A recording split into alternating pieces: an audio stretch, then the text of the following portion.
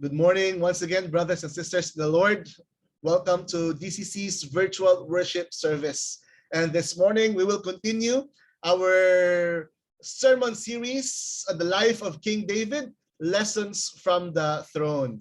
And this morning we will be looking into 2 Samuel chapter 17, verse 15 to chapter 18, verse 18. Okay? So our sermon title this morning is David and Absalom. It's just like the tale of two kings. David and Absalom, the tale of two kings, taken from 2 Samuel chapter 17, verses 15 until chapter 18, verse 18. As we've been looking into this series, David and those loyal to him find themselves on the run in the wilderness, as Absalom had a coup, or as Absalom, David's son, rebelled against his father. And David is not new into running, all right? This time, it was not from Saul, but this time it was from his son, his own son. So this time it was more discouraging. It was really more dampening. It was more personal, because he is running from his own son. Absalom is leading a revolt because he wants to establish his own kingdom and his own throne. But as we look into last Sunday's message, Absalom entertained two plans about how to deal with his father who was in the run. One plan was from Ahithophel, and Ahithophel, who is a very, very respected advisor, both by David and Absalom. And the other one was offered by Hushai, a friend of David, who was pretending to give his support to Absalom, and actually who was an answered prayer by God from the prayer of David. So Hushai here was really David's inside man from the throne of Absalom. And so this morning's message is just focusing on David and Absalom, these two kings, okay? These two kings. And for David, we'll be looking on how God continue to protect him. But for Absalom, we could see now his downfall, and how God punished him. So let's begin. My first point is God protected David, found in chapter 17, verses 15 to 29. And so as David continued to just be on the run against his own son, now we could see the beginning of God's restoration and God's redemption of him. And as a matter of fact, we have already seen that when God answered David's prayer to frustrate the advice of Ahithophel, we were able to see how God has continually restored David. Okay, as he was running, I know that this is part of God's plan to punish David, but during this time in God's punishment, we could also see him beginning to restore King David. So now we see a very important detail on how God continued to preserve the life of David as he ran from his son. So here, we ask ourselves, how did God protect David? How did God protect David? So here in verses 15 to 22, we could see God's protection through Jonathan and Ahimaaz, the messenger of Hushai. Okay? So it says here, then Hushai said to Zadok and Abiathar the priests, thus and so did Ahithophel counsel Absalom and the elders of Israel, and thus so have I counseled.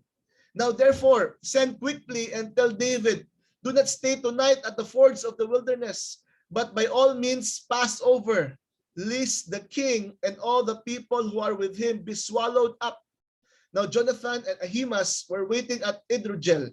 A female servant was to go and tell them, and they were to go and tell King David. For they were not to be seen entering the city. But a young man saw them and told Absalom. So both of them went away quickly and came to the house of a man at Bahurim, who had a well in his courtyard. And they went down into it, and the woman took and spread a covering over the well's mouth and scattered grain on it, and nothing was known on it of it. Then Absalom's servants came to the woman at the house, and they said, "Where are Ahimaaz and Jonathan?" And the man and the woman said to them, "They have gone over the brook of water." And when they had sought and could not find them, they returned to Jerusalem. After they had gone, the men came up out of the well, and went and told King David. They said to David, "Arise and go quickly over the water, for thus and so has Ahithophel counseled against you." Then David arose, and all the people who were with him, and they crossed the Jordan. And by daybreak, no one was left who had not crossed the Jordan. So in these events, we could see how the Lord protected David. These verses are like plots or scenes of an action movie, like one of my favorite the Bourne series, on how people were trying to catch him, and then he was able to elude their arrests. So this is really a verse or a story full of action on how these messengers were able to elude their captors. And we ask ourselves, why is there so much detail on this story about these two messengers who were hidden in the well? Why is it written there? Why did they just hid, and then they were not captured? All of these details must be there for a purpose. I could really say that is the author of this book just like to have some plots and twists? I would like to say no, because here I could really say that the purpose or the point why the author said this is because he wants to point to us, he wants to let us see that God is at work to protect David's life. God is doing everything to protect David's life. Even though it was not mentioned here, it did not explicitly said, and God allowed the spies. No, even though God's name was not mentioned, but here the point of the author was just to prove that God is at work to protect David's life. He wants us to see that even in the smallest details, he was there. His footprints, his fingerprints can be seen, and we can never deny the fact that God was with the messengers. God was with the messenger. God was with this man. God was with this woman to give him the wisdom to let them go to the well and then cover it with cloth and then put some grain. All of these things, all of these minute details are there so that we could really say that it was God all along who protected David. And so God protected David through his messenger, through Ahimaaz and Jonathan. But not only that, God protected David when Ahithophel committed suicide or took his own life. Okay? So God protected David through the death of Ahithophel.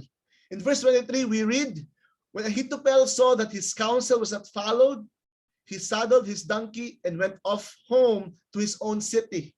He set his house in order and hanged himself. And he died and was buried in the tomb of his father.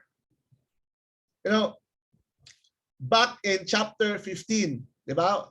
When they were in their escape, and then David heard that Ahithophel betrayed him and went to Absalom. David was worried because he knew that Ahithophel's advice are full of wisdom. As a matter of fact, it was revered by men because when they hear Ahithophel's advice, we read in the previous chapters that it is as if that God was speaking to them. Okay, and so when David heard about this, he prayed again. He prayed to the Lord, Lord, may you frustrate the advices of Ahithophel. And right then and then, the Lord answered his prayer by sending Hushai. Diba? So here, we could really see that Ahithophel's influence is very, very important in the throne of Absalom. But here, God did not only frustrate the plans of Ahithophel or the advice of Ahithophel, because this man who betrayed David was taken out of the equation altogether. So when Ahithophel hung himself, when Ahithophel took his life, that was the God's way of protecting David. Okay, that's one way of God protecting David.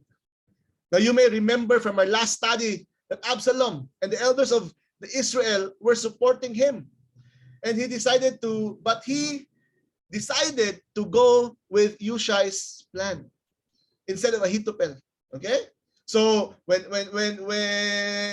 Absalom said to them, "What will be our next move?" And Ahithophel said, "Let's go attack David right now and then. Give me 12,000 men so that I will go after them." But Ahithophel's advice was not followed because Absalom said, "Oh, I want to also listen to Hushai's advice." And then Absalom and the elders followed Hushai's advice. And because of that, Ahithophel took his own life. His advice was not taken. He took it personally. And many asked, why did he took his own life? Why did he hang himself? Was it because of shame? Naulaw siya? Was it because nangluod siya? Wala na ko ninyo gi-follow, ha? You're no longer following me, so I will just kill myself.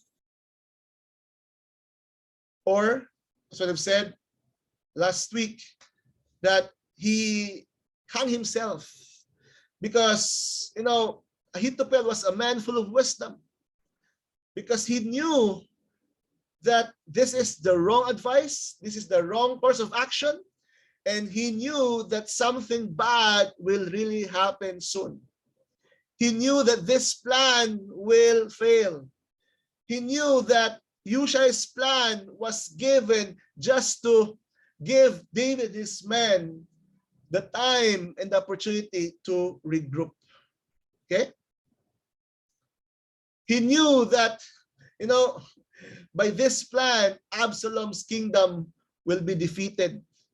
Absalom's throne will no longer continue.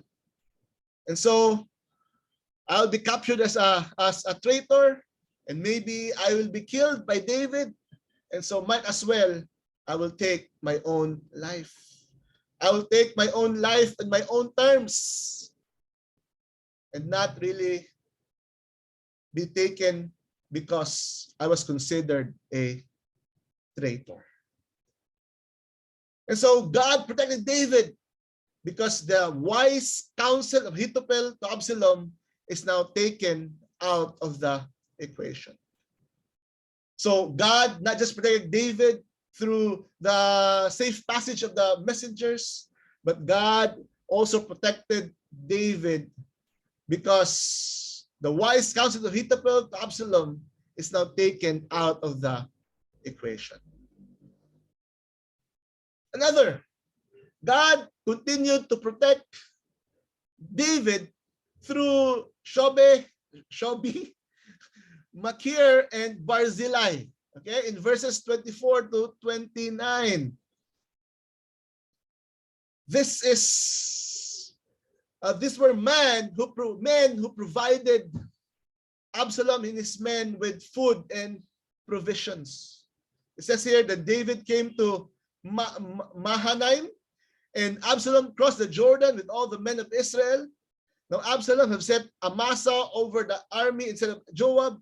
Amasa was the son of a man named Itra the Ishmaelite, who had married Abigail, the daughter of Nahash, sister of Zeruiah, Joab's mother. And Israel and Absalom encamped in the land of Gilead. And when David came to Mahanaim, Shobi, the son of Nahash from Rabbah of the Ammonites, and Machir, the son of Amiel from Lodebar, and Barzillai, the Gideonite from Rogelim, brought beds, basins, and earthen vessels, wheat, barley, flour, parched grain, beans, and lentils, honey and curds, sheep and cheese from the herd, for David and the people with him to eat. For they said, the people are hungry and weary and thirsty in the wilderness. So here, God protected David through the presence and through the provision of this men. This man brought provision for David and his group.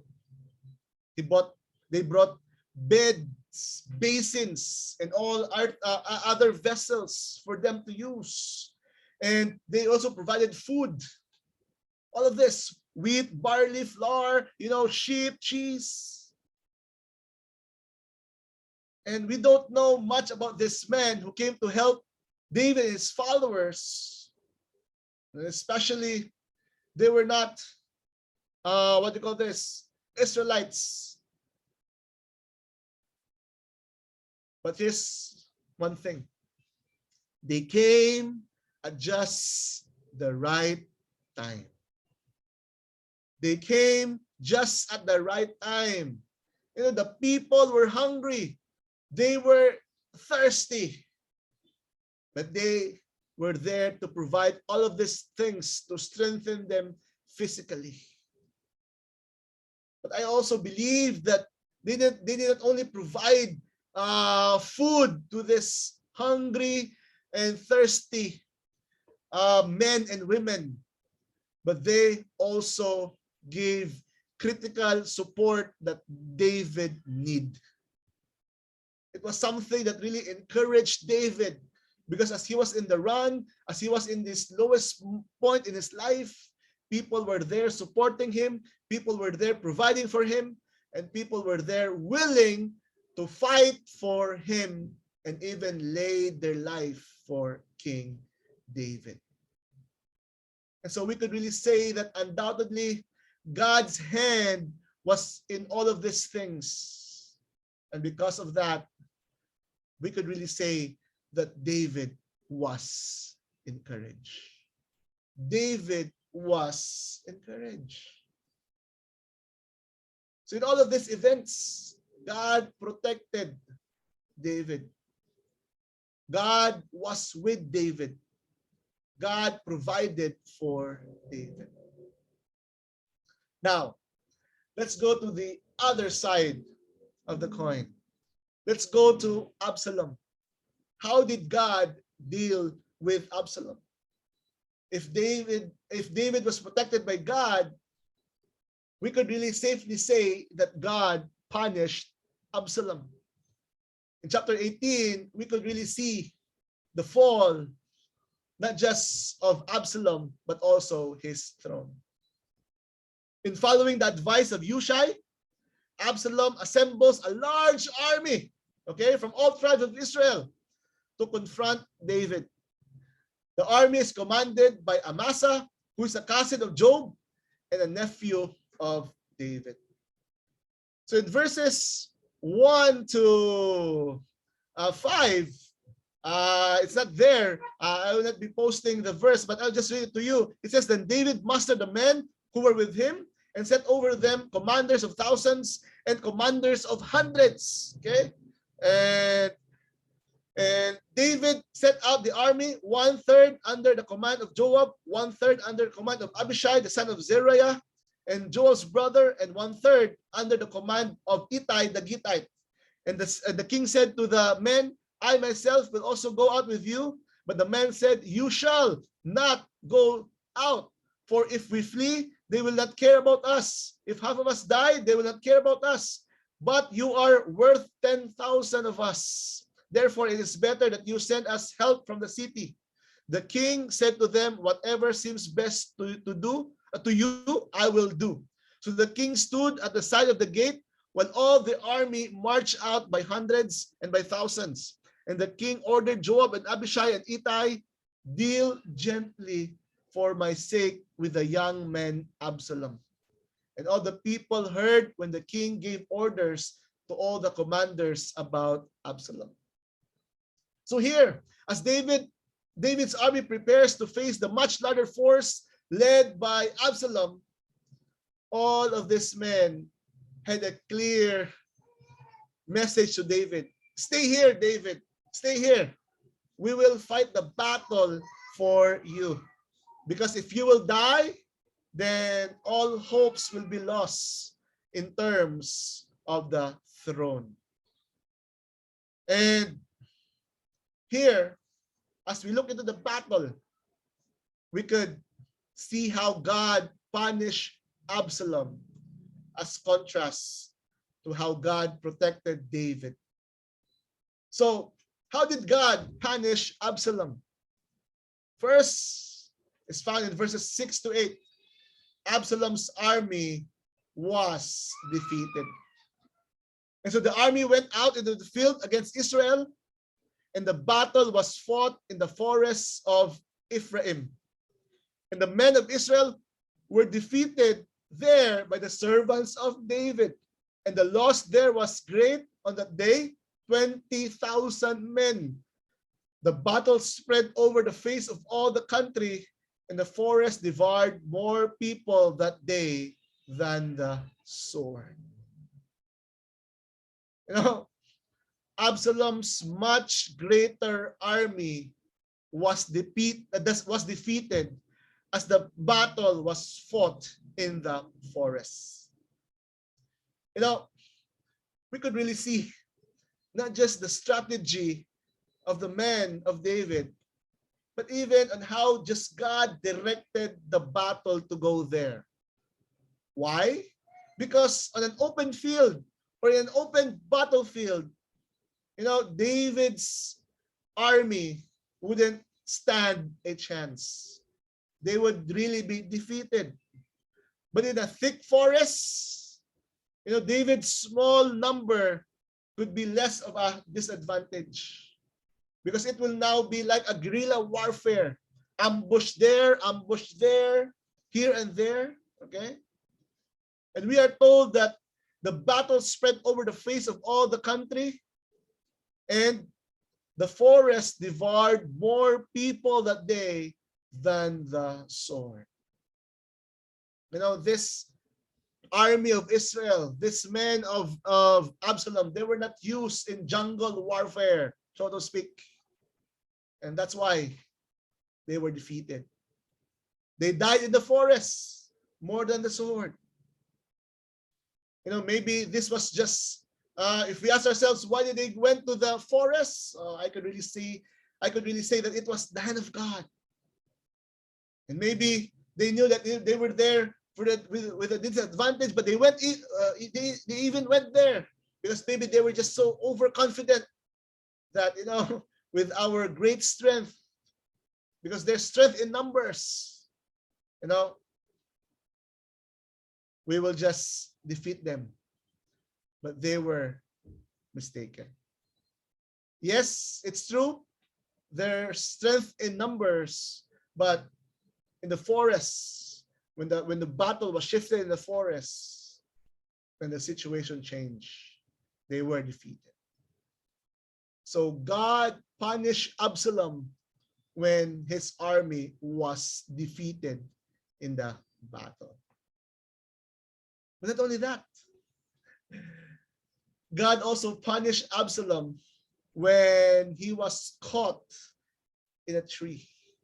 When his hair was caught in a tree and he was left there hanging defenseless. In verse 9, we read, and Absalom happened to meet the servants of David. Absalom was riding on his mule, and the mule went under the thick branches of a great oak, and his head caught fast in the oak, and he was suspended between heaven and earth, while the mule that was under him went on. There's something to ponder, something to think about, or something to observe.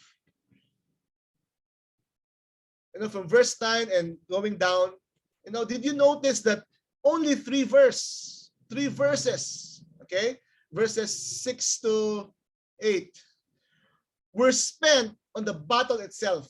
It's like a summary of the battle, while more than twice of its verses were spent on how Absalom was killed. Now in verse 9, and then later on from verse 10 to 18. Okay? Only 3 verses. Just like a summary of the battle, but much detail was given on how Absalom was killed in battle. And I could really say once again that God is at work. Okay? Because I believe that this was not just a coincidence. This was not just a bizarre accident that happened. But we could really see that God is punishing and judging Absalom. Diba? In 2 Samuel chapter 17 verse 14, we are told that Absalom and all of his men of Israel said, the counsel of Hushai, the Archite, is better than the counsel of Ahithophel. Because why? Why did they follow the counsel of Hushai than Ahithophel? We are told, for the Lord had ordained to defeat the good counsel of Ahithophel, so that the Lord might bring harm upon Absalom. So these things, the death of Absalom was recorded in detail because the writer, or God himself, wants us to understand that I am judging, I am punishing Absalom for all of his offenses. When Absalom chose Hushai's plan, okay, to be superior, okay, when he judged Hushai's plan to be superior, God was actually judging Absalom. He took pride of his hair. It was through his hair that he was stuck on those branches, on those forest paths, okay, on that mule. All of this were part of God's plan. A mule is a hybrid between a horse and a donkey. Specifically, a male donkey and a mare, or a female, a horse. He was riding on that mule, thinking he was all powerful. So here we are. Absalom was a murderer who is a man who divides the kingdom, who does things that are so wicked, immoral. The son of David was punished by God. So God punished Absalom when he was hanging there on the tree. Diba? He was defenseless. That is a very, very shameful and even difficult situation to be in.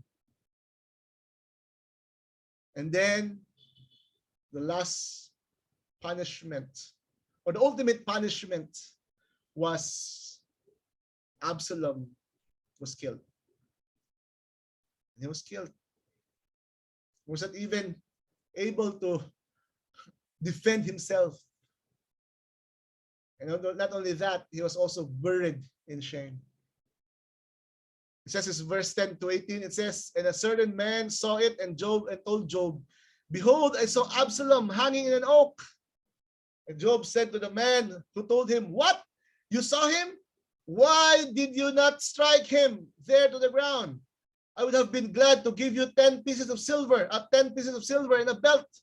But the man said to Job, Even if I felt in my hand the weight of 1,000 pieces of silver, I would not reach out my hand against the king's son. For in our hearing, the king commanded you and Abishai and Ittai, for my sake, protect the young man Absalom. On the other hand, if I had dealt treacherously against his life, and there is nothing hidden from the king, then you yourself would have stood aloof. Job said, I will not waste time like this with you. And he took 3 javelins in his hand and thrust them into the heart of Absalom while he was still alive in the oak. And 10 young men, Job's armor bearer, surrounded Absalom and struck him and killed him. Then Job blew the trumpet, and the troops came back from pursuing Israel, for Joab restrained them. And they took Absalom and threw him into a great pit in the forest and raised over him a very great heap of stones. And all Israel fled, everyone to his own home. Now Absalom in his lifetime had taken and set up for himself that is the king's valley, for he said, I have no son to keep my name in remembrance. And he called the pillar after his own name, and it is called Absalom's monument to this day. Here, Absalom was punished by God because Absalom was killed. And not only that, he was also buried in shame in spite of the king's command. In spite of the king's command. We are told that David said, deal gently for my sake with the young man Absalom. And not just his commanders heard this, but all of his men heard this. And that's why this soldier dared not to kill Absalom. Because David was clear in his instruction. Deal gently with him. In other words, don't kill him. I'm willing to bring him back.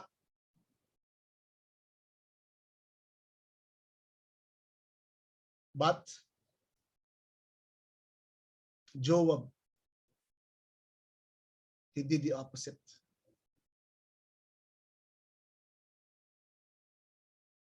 He got angry with this young man. He said, if you just kill him, I will be willingly giving you 10 pieces of silver.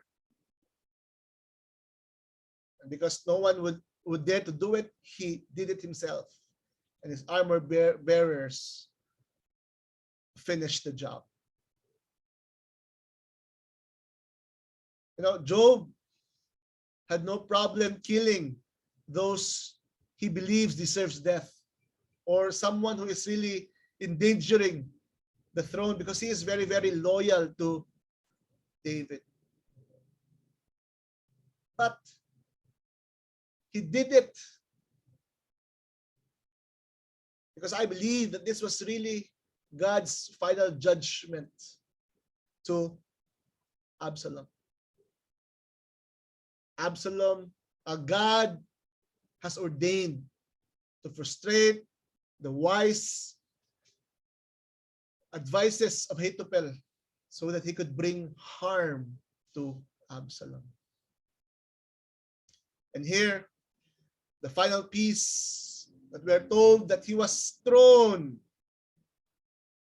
in the pit of the forest, marked with only stones.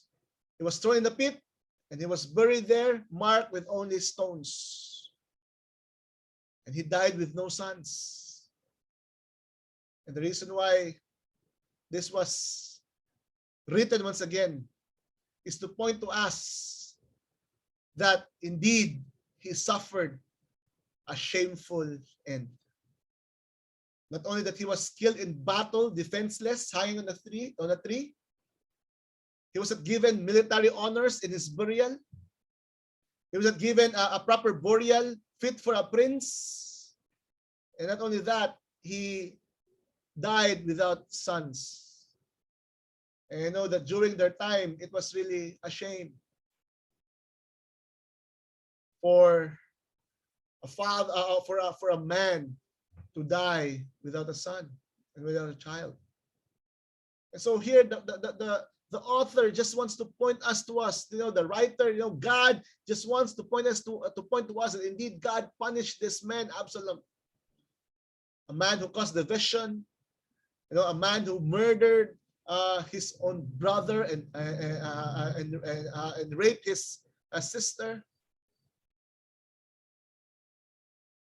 So here, because his sister was raped, sorry for that.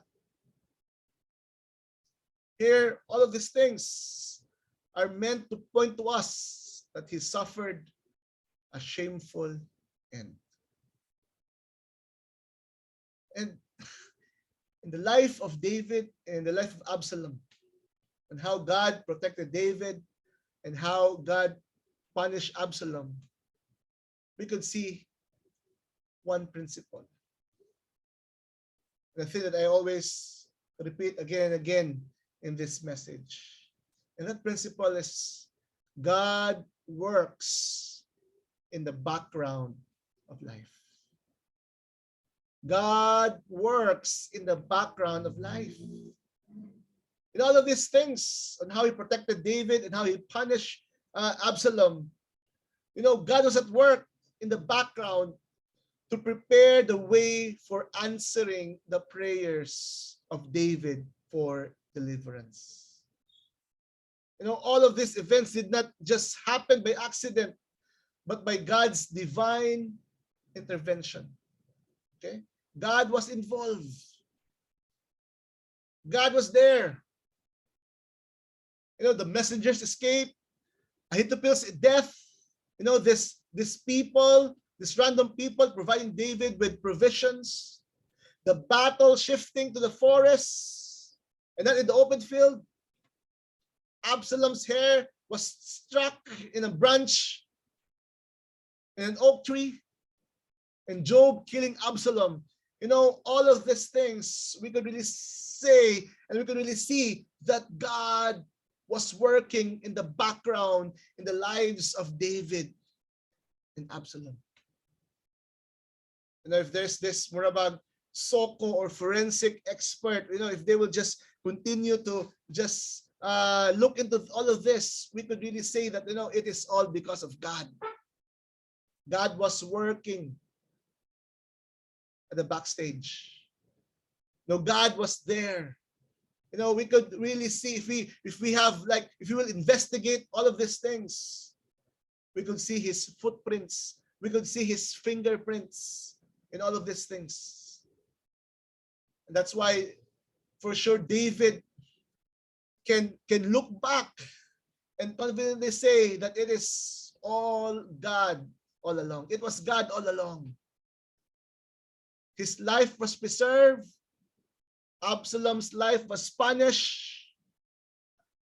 It's because God was working in the background of his life. And I know that you can attest to this. And I know that this is also true in your life. That God is working in the background of our lives. Maybe there are times that we don't recognize it. Or maybe there are times that we don't realize it.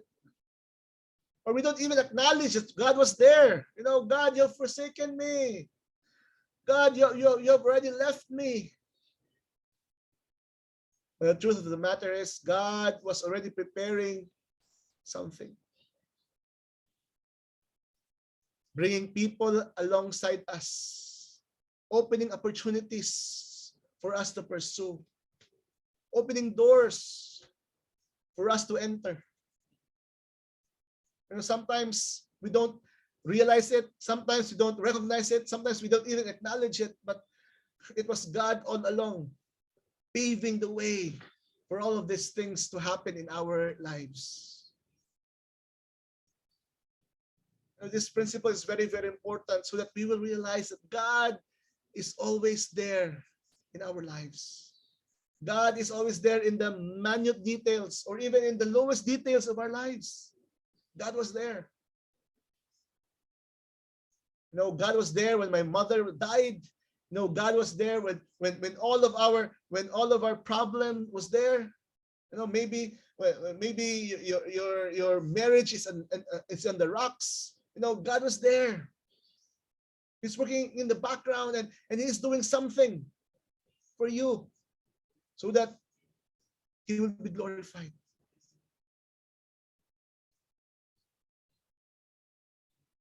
Things will not always be dramatic. We can't always see more about great miracles on how the Lord answered my prayer. Diba? We are always looking for great miracles. We're always looking for drama. We're always looking for big things. Whoa, man! But sometimes it will just be very, very quiet, silent. But God was already working in our lives. Never conclude that God was not with you. Never conclude that God abandoned you. Or never conclude that, Lord, you are not answering my prayers, Lord. Why, Lord? But as we see in this story, between the tale of these two kings, David and Absalom, we could really see God's hand in all of these things. We could really see God's hand in all of these things. It was God who was writing the story of David.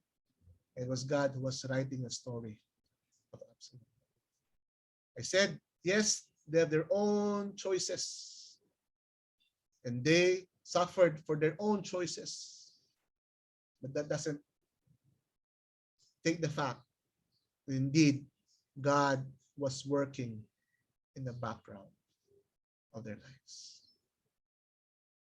And may we be encouraged by that God is always there for us. God is cooking something for our lives. We may not see it yet right now. Someday, looking back, we could say that it was God all along. It was God all along. Let's pray. Father God, we thank you for your word. I thank you, Lord, that indeed your hand is always there in our lives, working, Lord, for your glory. So, Lord, when there are times that we are tempted to think that you have abandoned us, so Lord, when there are times that we are thinking, Lord, that you have forsaken us, not answering our prayers, may we be reminded that you are always a God who works at the background of life. May we always be reminded of that, Lord, so that in every situation, we could really see your presence guiding us all along. Thank you, Lord, for your word. Help us, Lord, and use this, Lord, to make us move forward, not just with excitement, Lord, but move forward with the confidence that we are never forsaken and we are never abandoned by our Father. Thank you. We honor you. This we ask in your name. Amen.